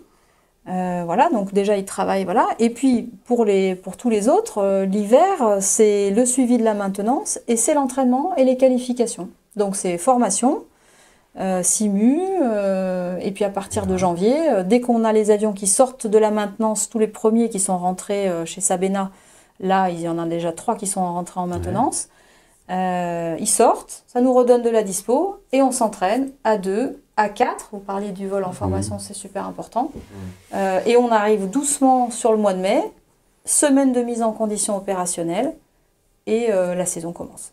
Ça représente combien d'heures de vol par an pour un pilote, on va dire, d'un point de vue global, quoi, qu'on a un ordre d'idée? Hors saison, pour le coup, hors saison, moi je dis, un pilote, il est peut-être, c'est compliqué parce que toutes les saisons sont un peu différentes, mais ils doivent faire 150 à 200 heures de vol s'il y a une grosse saison. D'accord. Et justement, du coup, vous nous disiez la saison donc, de l'année 2025 s'est terminée officiellement hier. Hier, absolument. Est-ce qu'on peut faire un peu un bilan du coup sur la saison et puis un peu en comparaison avec les saisons précédentes, comment ça évolue? Alors la saison, il y aura un bilan, là que ça vient de se terminer, on prépare un rétexte de la saison et un bilan de la saison que notre ministre et notre directeur général présenteront, donc je déflore pas, puis j'ai pas toutes les données, mais on a fait, on a travaillé sur 113, je crois que c'est 113 feux, plus de 3200 largages, enfin voilà, on a une grosse activité. Beaucoup d'heures de vol en plus, on va dire on est à plus de 30%, je pense, d'augmentation par rapport aux années précédentes. C'est énorme. Donc c'est important. Plus cette année que l'année dernière. Et en tout cas, voilà. Et puis il y a un plus. Moi, je connais que la saison 24 en termes de vécu, puisque je suis arrivée en février 24 à mon poste. Une saison différente aussi. en termes de pilotage chez nous et en termes de disponibilité des avions. Et les deux sont liés. Moins de disponibilité d'avions l'hiver. On a eu du mal à sortir, il y avait des pannes répétées. Là, on ne savait pas ce que Sabena n'arrivait pas à trouver, et puis nous non plus, on ne comprenait pas pourquoi on avait des pannes qui se répétaient sur les switches du système qui largue l'eau. Voilà, il y avait des problèmes. Du coup, on ne s'est pas beaucoup entraîné. Donc on est arrivé à la saison avec une appréhension. Ça c'est pour 2024. Pour 24. Ouais, bon, il n'y a pas eu énormément de feu. C'est vrai, la saison 24 a plutôt été, elle a été largement moins importante que cette année, mais elle n'était pas énorme en activité. Tant mieux, puisqu'on n'avait pas tout à fait tous les avions, il y avait des pannes qui nous revenaient à chaque fois, donc c'était un peu pénible. Et donc, quelque part, à chaque fois qu'on a volé, on n'a pas été dans une manière optimale de voler, donc quelque part, on a eu quelques incidents d'exploitation, un toucher un peu fort, des choses comme ça. Ça arrive. Et cette année, totalement différent, des travaux engagés sur les avions, parce qu'on avait enfin trouvé les sujets, donc on a changé des switches, on a fait plein de choses. Des avions disponibles hiver, de l'entraînement en Noria, une adaptation du coup du pilotage, une meilleure arrivée sur la saison. Et fort heureusement, avec cette activité forte, on a été au rendez-vous et notre mainteneur aussi. Donc plutôt une saison satisfaisante. C'est un peu comme dans le sport, il faut s'entraîner. S'il n'y a pas d'entraînement, le match n'est pas terrible. Absolument. Pas d'incident majeur du coup. Alors notre P35, Pélican 35 au mois de mai. C'était un entraînement, c'était même pas un Absolument, c'était le 15 mai. Et donc, mais de la saison feu, il n'y a pas d'incident Non, pas d'incident majeur. Non, pas d'incident majeur. Après, faut bien imaginer qu'en saison, l'été, Sabena tourne en 3-8 de manière très intense. Pendant le feu de Ribot, les avions rentraient à la nuit aéronautique. Au mois de début août, c'est encore assez tard. Et là, s'enclenchent les petites fourmis dans les hangars. Donc ils sont réparés la nuit. Ça représente combien de personnes autour d'un Canadair, par exemple? Il revient de mission Alors, Sabena a des équipes, il doit y avoir au moins 30 personnes la nuit autour des avions. Ils s'occupent de tous les avions, ils ne sont pas que sur les Canadair, donc ils vérifient tout. L'objectif, c'est que le matin, ils puissent absolument, à 8 h. Et on a même eu des décollages pour retourner sur Ribot à 6h30. Donc, absolument, dès qu'on peut repartir, on repart. Voilà, donc il y a vraiment un énorme effort qui a été fait là et une belle réussite pour le mainteneur aussi. Voilà, c'était plutôt ce qui regonfle aussi un petit peu et la confiance. Et vous savez que la confiance, c'est le nerf de la sécurité aérienne. Oui, c'est ça. Voilà. Ça, c'est vous qui avez mis en place avec votre arrivée, du coup, des nouveaux process, des nouveaux contacts. En fait, alors moi je suis arrivée en février 2024, c'est vrai qu'on arrivait dans une situation un petit peu compliquée. Mon sous-directeur, lui, il est arrivé à l'automne et on s'est donné ensemble sous la demande de notre directeur général et en accord avec Sabena. Il faut se faire une feuille de route, il faut à un moment donné prendre les points un par un et se donner des actions pour chaque sujet qui pêche. Voilà. Ça passe par ce qu'a fait Sabena très bien, de recruter quelques personnels pour la ligne, donc pour remettre les avions, les faire démarrer, etc. C'est bête, mais il faut un petit peu de monde. Et donc on est plus efficace. La RH, des travaux au printemps. Donc on a mis en place effectivement tous ces... C'est un peu la barre de tout ce que vous avez cité, là, les problèmes de 2024, vous avez réussi à les prendre un par un et les... En fait, il faut se donner un peu de méthode. Il faut se donner un petit peu de méthode. Et c'est vrai qu'avec le sous-directeur, les urgences. Oui, et puis se dire, mettre aussi des moyens. On a tous un peu... Oui, c'est ça. On a mis aussi des moyens. Avec des moyens, on peut tout faire. Et c'est un bon investissement, puisqu'on voit le résultat opérationnel. Cette année, Ok. 113 feux. Avec les 6 petits là, allumés par l'imbécile qui s'est fait prendre aussi. Là, tu vois. T'as pas vu ça, non? Je sais pas, non. L'imbécile, il a allumé 6 feux là, au bord d'une route. Là. Il s'est fait toper par un habitant du village. Et puis ils l'ont vite arrêté, puis embarqué. Quoi. Vous parlez du cas en juillet, là, où on a un monsieur qui a transporté un barbecue mal éteint dans un... Non, c'était il y a quelques semaines. Non, mais c'est allumé volontaire, en fait. Oui, le mec était au bord d'une route, il a allumé 6 feux, on voit 6 fumerolles, là. Ah, c'est vrai que... Et t'as un habitant c'est très de compliqué. village qui l'a chopé. Et... ah ouais. Bon, après, il y a des enquêtes pour tout ça, mais c'est vrai que c'est compliqué. Voilà, Il y a les imbéciles. quelques questions. On parlait tout à l'heure du convoyage du Dash vers La Réunion. Oui. Comment est-ce que ça se passe? C'est une des questions que nous pose Vince. Ça se où il passe passe, en plusieurs étapes. Voilà, il y a des sauts de puce, donc on en fait un en Grèce, je pense qu'on doit faire l'Égypte, l'Éthiopie. Là, on est passé à Madagascar déposer du fret pour les Malgaches. Et puis voilà. Ouais, donc du coup, ouais, vous en profitez pour... Là, c'était, voilà, ça fait partie de la demande de certains solidarité. pays, peut-être de... Eh ben, ils sont partis mardi matin et ils sont arrivés. Alors, ils ont atterri hier à Tananarive, donc. 2 jours à descendre. Ouais, un peu plus. Un peu plus. Ouais. Ah oui, mardi, mercredi, jeudi, oui, 3. Voilà. Ok. Donc. Ah oui, donc c'est un périple la descente. Ouais, c'est un peu un périple effectivement et voilà. Donc là, c'est quoi? C'est les Dash qui descendent? Ouais, Ou c'est les un Dash, Canadair? Il y a un Dash Dash, qui ouais, descend, un d'accord. Dash, ouais. Un Dash avec plusieurs équipages. Ouais, si tu mets cette des question Canadair de- et plein d'âge, ils vont couler l'île avec toute l'eau et tout, ils vont l'arrêter. Cette question de Free Flight qui dit il n'y a plus de fabrication de Canadair depuis des années. Comment est-ce que ça se passe pour la fourniture de pièces détachées? C'est pas simple. C'est pas simple et ça fait partie des sujets qui ont été difficiles en 2024. C'est qu'on a manqué d'un certain nombre de pièces au fil de l'eau, quoi, ouais. si j'ose dire.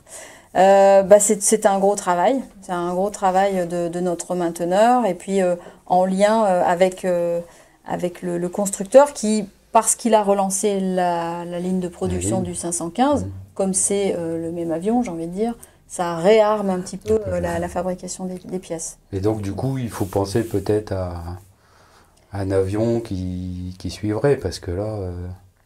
Enfin, s'il a déjà fermé la fabrication, arrêté la fabrication...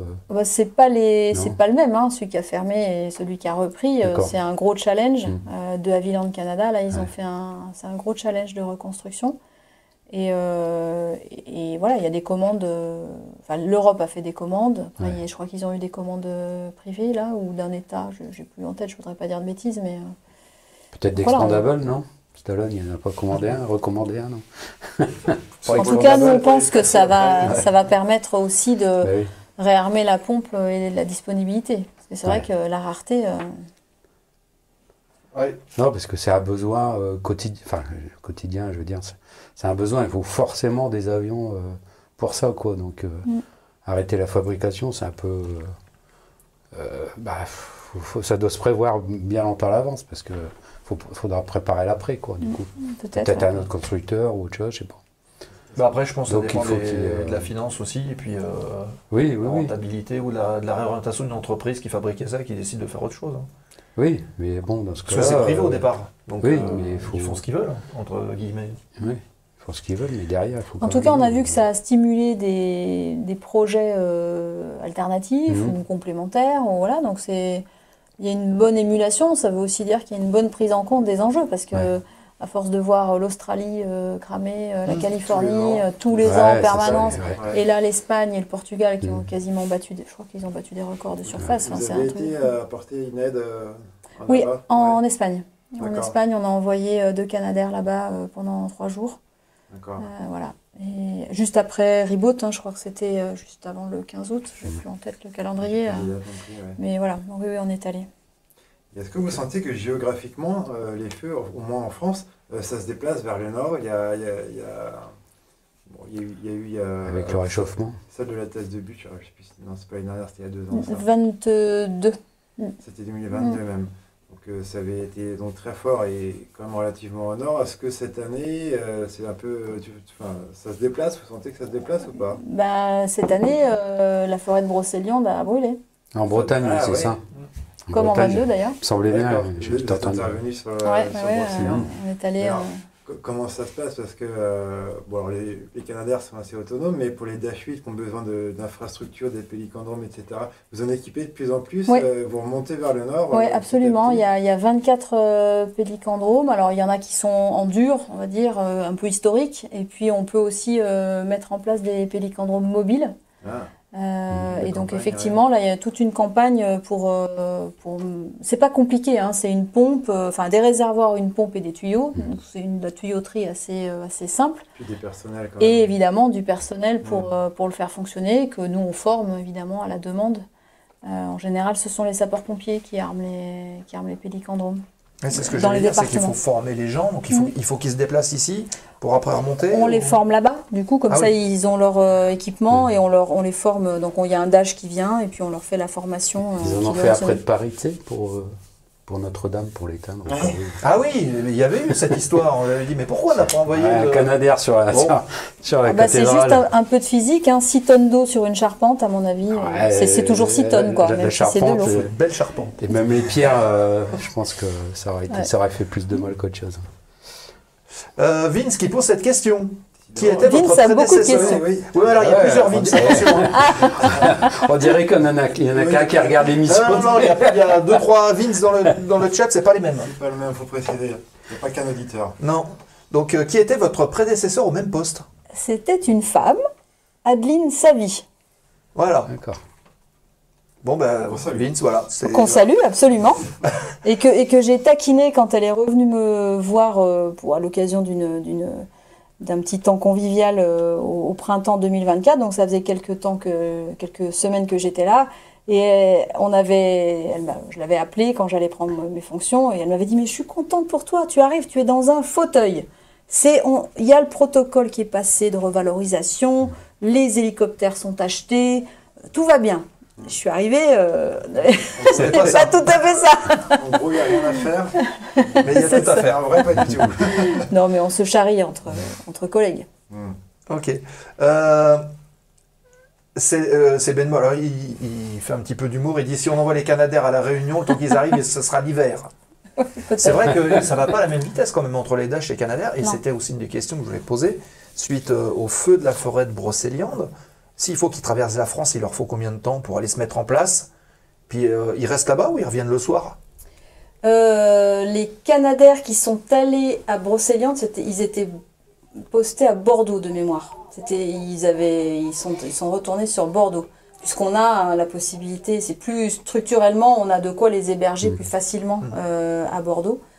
Oui, bah, ils mettent pour aller à Brocéliande, combien de kilomètres Je vais mettre 1h30, 2 heures pour y aller Oh, quand même. plus que ça, Même je plus pense. que ça. Ouais, ouais. je pense 2 bonnes heures, ouais. Alors, ils y vont à vide. Et, Oui. et arrivés Ils près du écopent site, là-bas, et là, ils écopent. Absolument. Et ils arrivent ensuite. Alors, je suis pas sur une grande distance, sans doute que oui. Quand même, quand ils translatent, ils volent pas à vide, parce que si sur le chemin Ah, ils voient un départ de feu, voilà, Ah sur oui. des petites distances. D'accord, Hein. ils sont prêts. Sur des grandes distances comme ça, c'est plus lourd et que ça Ouais. demanderait du carburant, non. Mmh. Mais sur des petites Ils distances, sont prêts à intervenir un peu aussi n'importe quand et n'importe où, du coup.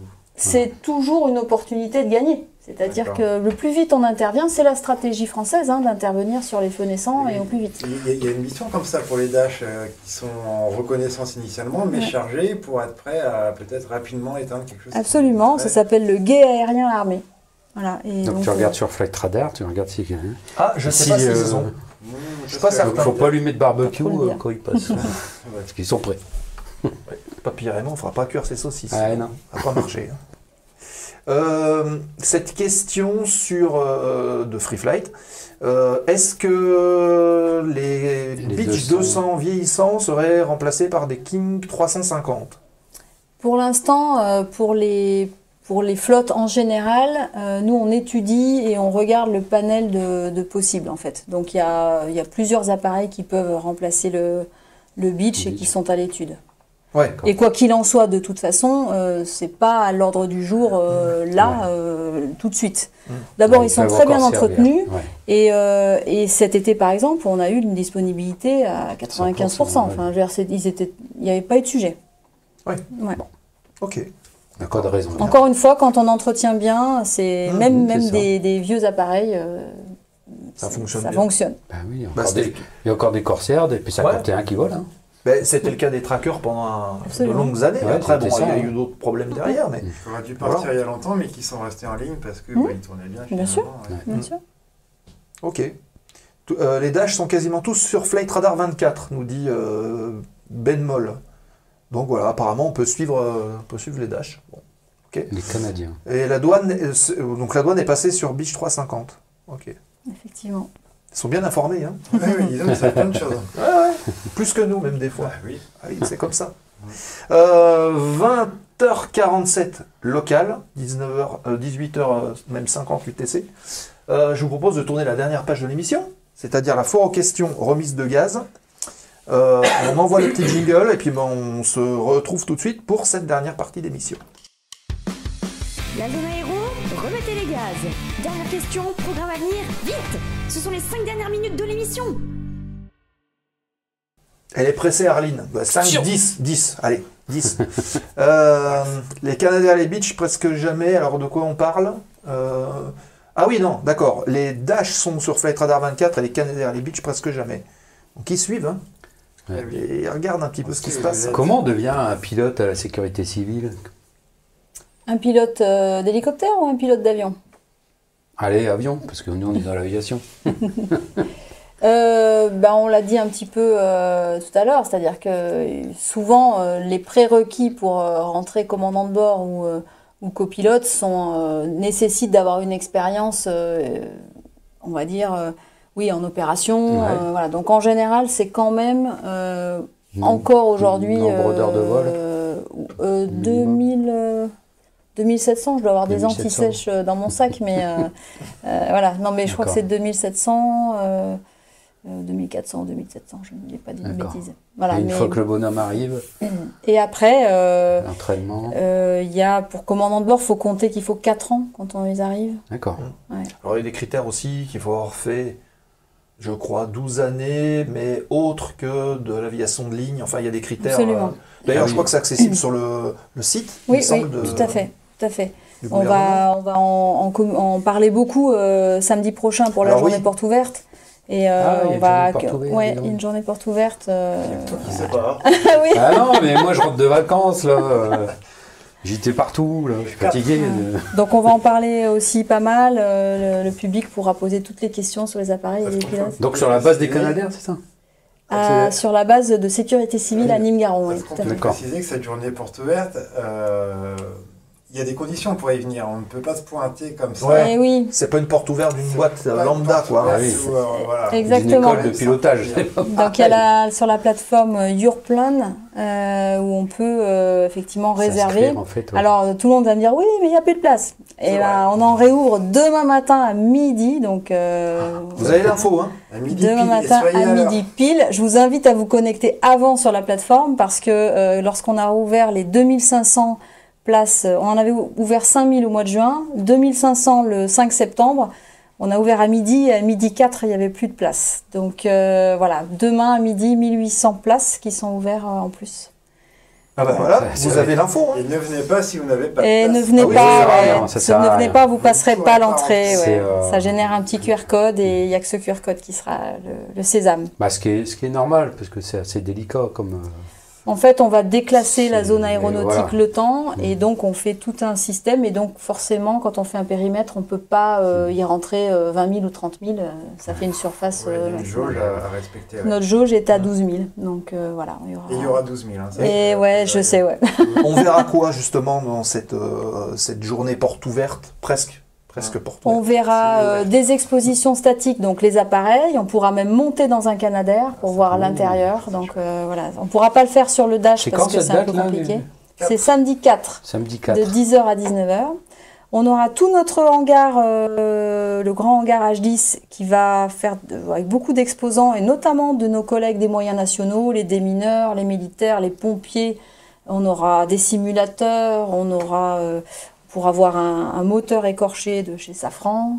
Voilà, on verra des belles choses grand public, mais qui nous permettront de... Voilà. Des largages. Et alors, il y aura une démonstration dynamique, effectivement, à 11h et à 16h30. Il y a une simulation d'un feu, et là, on verra toute la chaîne des intervenants, y compris l'ONF, puisque l'ONF fait aussi participe à la vigilance. Voilà. Et on verra surtout, ça j'y tenais vraiment, qu'on voit autant les avions que les hélicoptères. Donc on va translater depuis le groupement des hélicoptères un poste VP, donc un poste de visite périodique, et on pourra voir tout le travail de mécanique, d'entretien. d'accord. Donc il y aura un hélicoptère en maintenance dans le H10 Ah oui. et les mécaniciens seront là pour expliquer ça. En train de travailler dessus. Absolument. Et je tenais aussi à ce qu'on voit beaucoup donc les missions de soutien et pas que les pilotes. Parce qu'évidemment, c'est notre vitrine et on les admire Oui, tous pour voilà. la mission qu'ils Mais font. derrière, il y a beaucoup de Mais monde, il y a hein. C'est besoin, un il y a peu comme beaucoup dans de le métiers cinéma, hein. derrière. Quand on voit le Exactement. générique à la fin. Exactement. Voilà, donc on verra toutes ces choses et il y aura un peu des choses pour les enfants aussi.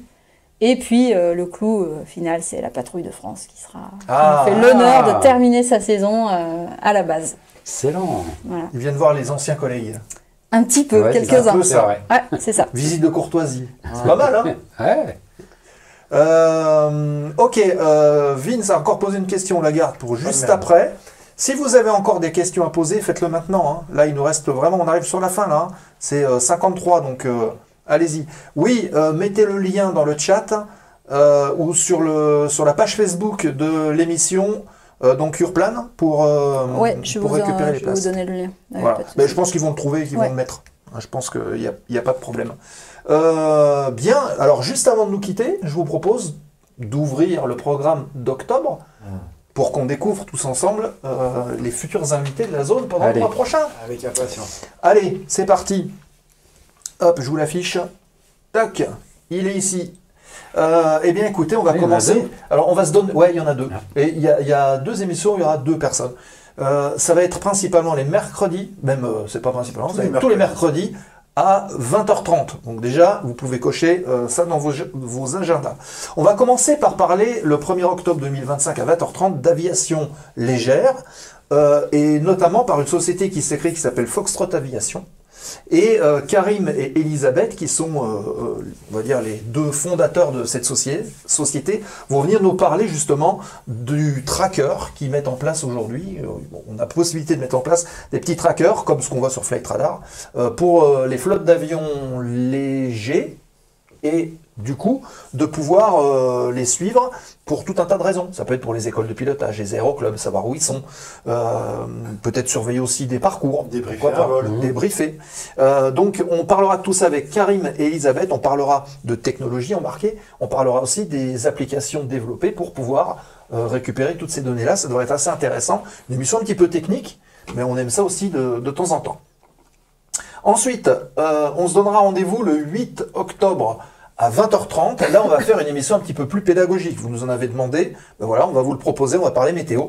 Puisqu'ensemble, on va reprendre le guide météo qu'on va trouver, d'ailleurs, sur AeroWeb. Et on parlera ensemble de toute la symbologie, les cartes, On va expliquer traduire un pourquoi. peu. Voilà. Comment est-ce que les pilotes arrivent à décrypter la météo pour pouvoir faire leur vol, et ça peut vous servir. Après, vous irez chez mamie en disant « Mamie, il va pleuvoir demain ». Ou alors ça, c'est un Stratus, par exemple. Ouais, Voilà. ça c'est pour frimer. Ça, Ouais, c'est vrai, c'est vrai. Non, mais ça fait classe, bien, hein. ouais, Ouais, ça ouais. fait carrément classe. Et puis comme Oh là personne là, ne il y a- connaît rien, on peut dire n'importe quoi. Ouh là là, il y a des cumulonimbus. il a de l'expérience, hein. Mine de rien, je dis ça, mais... Dans les soirées de l'ambassadeur, ça passe bien. Ah bah sûrement, oui, Ouais. oui. Ouais, on n'a pas encore reçu d'ambassadeur. Mais... Oh, il y a des faudrait omnibus l'étudier. aussi. Ah bah non, c'est pas nuage. Donc voilà. Ensuite, le 15, on va rester un peu dans le domaine, hein, puisque le 15, on va recevoir David Pincet, qui est un des fondateurs de InAero, qui propose justement des projets de remplacement, en tout cas d'alternatives, au Canadair, et donc il viendra nous parler de ce projet qui est la frégate F100, qui est en cours de développement, et on parlera du cahier des charges, pour comprendre Ah bah un petit oui. peu comment Oui. ils ont architecturé l'avion, et de c'est faire le c'est vous qui comparatif. êtes en charge d'un cahier des charges, par exemple, si vous avez besoin de faire une demande de... Non, enfin, ce serait compliqué à expliquer, mais en fait, on fera un appel d'offres, effectivement, Ouais. sur on a besoin de tel avion, voilà. Ouais. Mais effectivement, ce serait... On est Mais aidé les par les caractéristiques armées. techniques, On c'est, est aidé la par les DGA, armées, d'accord. ouais, Mm. qui nous aident à la rédaction de- des marchés. Parce Ouais. que c'est vrai qu'eux, ils ont l'habitude, hein, le cahier des charges, des avions de chasse, des avions On sait faire plein de d'attaque, choses, mais on fait pas tout. Ok. Je vous ai mis le lien du Discord puisque qui est-ce qui l'a mis? C'est c'est Free Flight qui a mis le lien pour les places dans le Discord.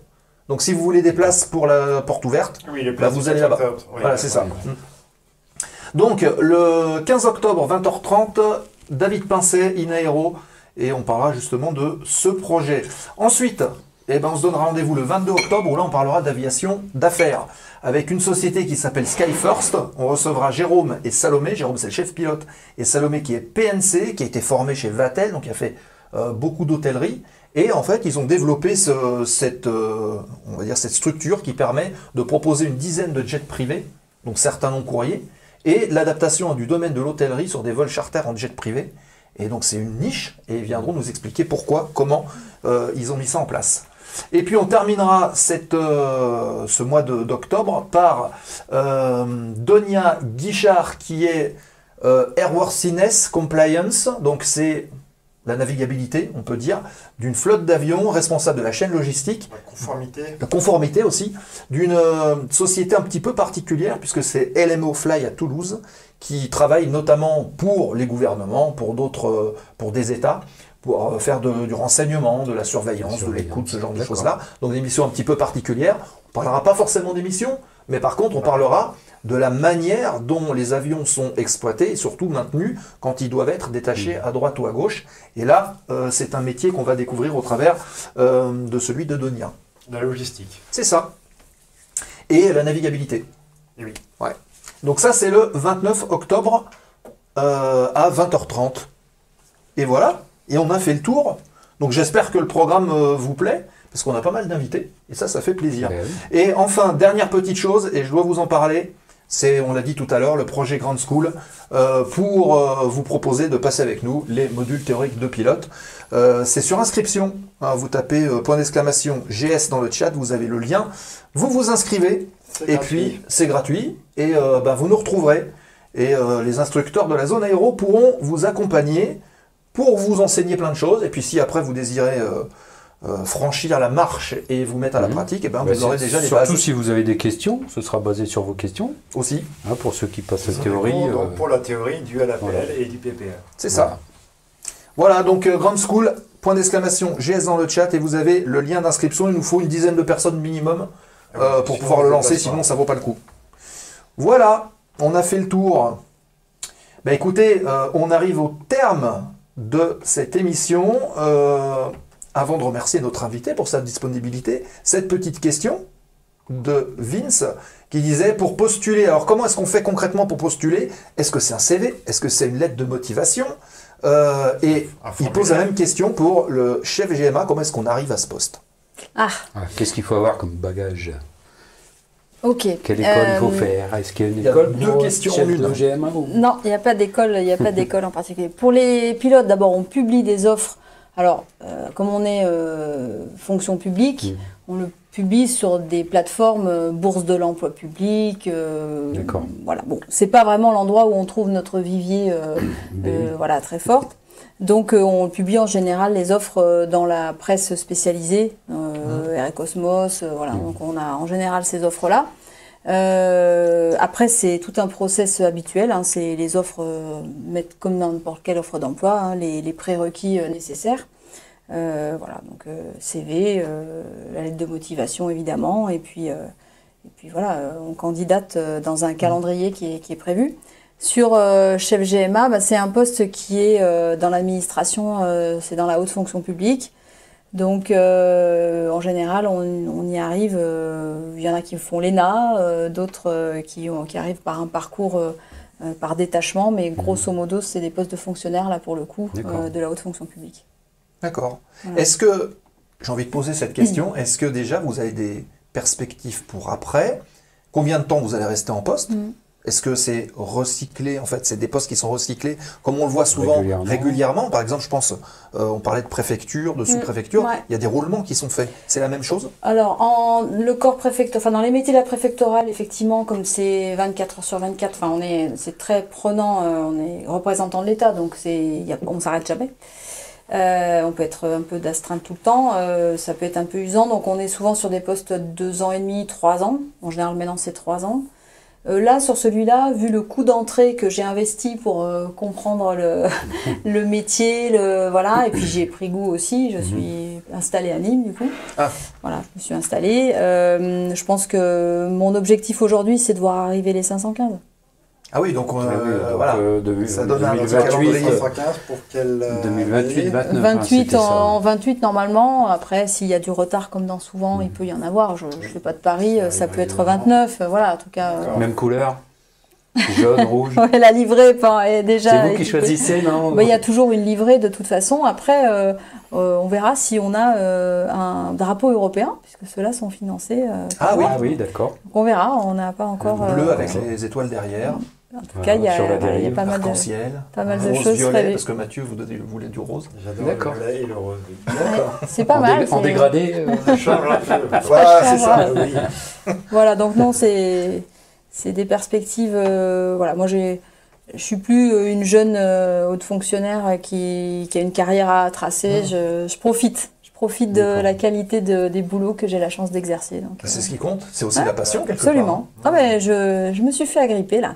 part. Ah ben voilà, voilà.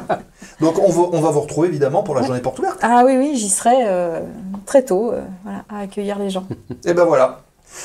Merci beaucoup à vous d'être Avec venus plaisir. nous voir dans la zone aéro. Je pense qu'on a tous passé un bon moment. Bah ouais, non, On n'a mais pas vu le temps passer. c'est Ça, ça, en non, fait. hein, ça C'est- va on toujours très découvre des vite. hein. choses qu'on ne sait pas derrière toute cette organisation là. Et puis, Ouais. non, c'est bien.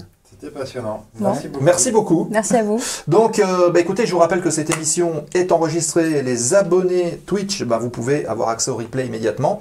Je vous rappelle également que si vous nous suivez sur les réseaux, il y aura des publications pour prévenir quand elle sera disponible sur YouTube, pour le replay public évidemment. N'hésitez pas à rejoindre toute notre page. On salue BGSE51 qui vient d'arriver. Donc coucou, et c'est marrant parce que j'ai pas vu l'alerte, donc je sais pas pourquoi ça s'est pas déclenché, ça aurait dû se déclencher, mais on le salue quand même, bienvenue. Ah, j'ai toujours J'arrive à la ça fin, peur. mais voilà. C'est peut-être Oui, moi, non, mais c'est cela, ma faute. c'est là. Allez pas me casser le réacteur les gars, attention. hein. C'est pour ça que ça se déclenche. Ah, ah, ah, C'est déjà ah, cassé. ah, Je vous rappelle aussi donc les réseaux sociaux, peut-être qu'un modérateur va les poster dans le chat pour nous rejoindre où on publie chaque semaine Tu fais le méchant. tous les liens. Voilà, donc les différentes pages. N'hésitez pas à nous rejoindre. La zone aéro est aussi en podcast audio sur toutes les bonnes plateformes. Vous pouvez nous écouter dans vos voitures sans problème. Il y a le Discord pour continuer d'échanger. Le lien, il est passé dans le chat également, où toute la semaine on vous publie des liens, on vous publie des infos. Il y a pas mal de choses. Il y a une page historique, une page maquette. Il y a énormément de choses. Oula. Ah bah oui. Il Donc faudrait rejoignez le que, Discord. faudrait que je fournisse Allez. un peu là. Il faut la Parce que là, le lien, j'ai le même. Voilà, donc c'est pareil, c'est gratuit, vous nous rejoignez. Et puis enfin, pour nous soutenir, vous savez comment faire. Hein, les Allez, je vais euros. mettre quelques Et photos puis, sur le Discord. D'accord. les commentaires, en fait, c'est un truc bête. Mais si vous postez un commentaire, même de 4 lignes, enfin 4 mots, 4 lignes, peu importe, ça fait remonter les vidéos dans les algorithmes de YouTube. C'est comme ça. Voilà, donc n'hésitez pas à le faire. Il me semble que les Bah oui, pubs ne vous coupent marquez plus, juste, mais s'affichent dans des petites fenêtres annexes. Ah, quand on est abonné, c'est possible. C'est possible. Ouais. Voilà, écoutez, on a fait le tour. Merci à vous toutes et tous d'avoir partagé ce moment assez sympathique. La prochaine émission, donc, c'est mercredi prochain, 20h30. 20h30, en direct dans la zone aéro. On sera probablement du côté de Perpignan. Restez avec nous le temps du raid, c'est tout de suite. Hein. On bascule sur une autre chaîne. Donc restez avec nous le temps du générique. On fait un coucou, on envoie les petits émotes sur la chaîne sur laquelle on arrive de la zone aéro évidemment. Et puis on vous souhaite un bon week-end, une bonne semaine. Et on se donne rendez-vous mercredi prochain. Merci à tous. Merci. Merci. Et à la prochaine. Au revoir. Ciao. La zone aéro, l'émission. La zone aéro ferme les portes du hangar. Merci de votre fidélité et de votre soutien. Et restez avec nous le temps du raid en envoyant les emotes en arrivant. On compte sur vous. Fly safe.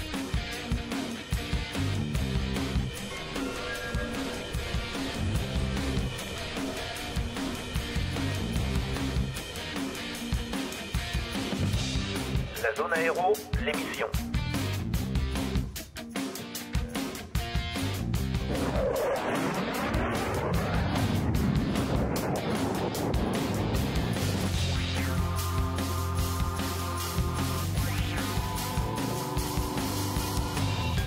La zone aéro, l'émission.